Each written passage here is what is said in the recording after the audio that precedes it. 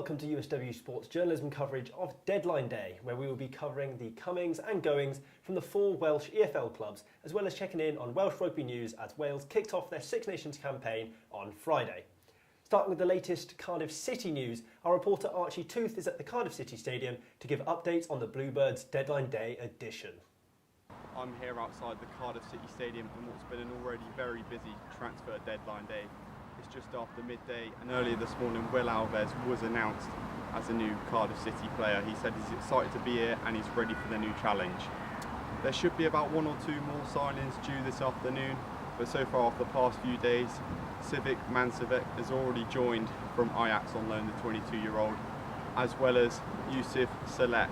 He's joined from Swedish side Sirius on a permanent move.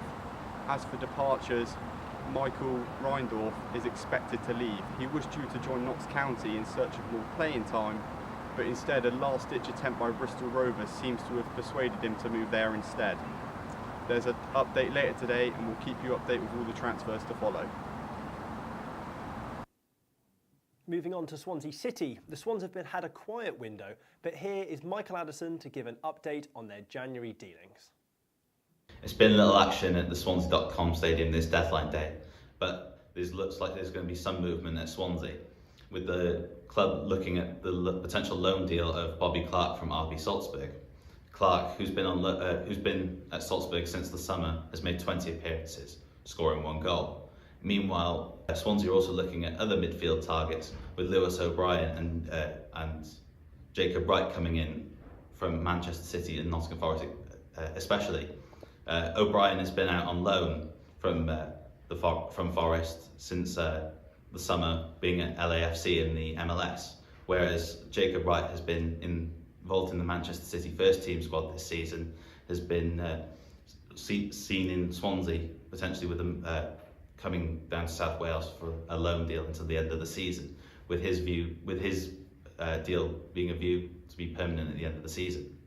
Meanwhile, for outgoings at Swansea, it looks like it's going to be pretty quiet. There's talk of Jay Fulton going to fellow Championship side Plymouth, and also Harry Darling being a potential target for promotion challengers Sheffield United, but nothing of note yet.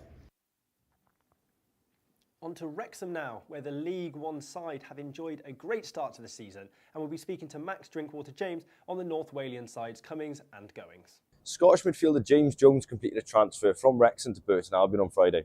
Jones made 136 appearances for the Red Dragons, scoring 16 times, and joins Albion on his 18-month contract. Jones is not the only Wrexham player to join Burton, however, as Icelandic striker Jon Bordvarsson also joined Burton Albion from the Red Dragons. Here's what Jones had to say after leaving Wrexham. Yeah, obviously it's a big decision. I've had some good times at Wrexham, but it felt like the right time for a new challenge. The gaffer really sold the club to me and sold himself to me.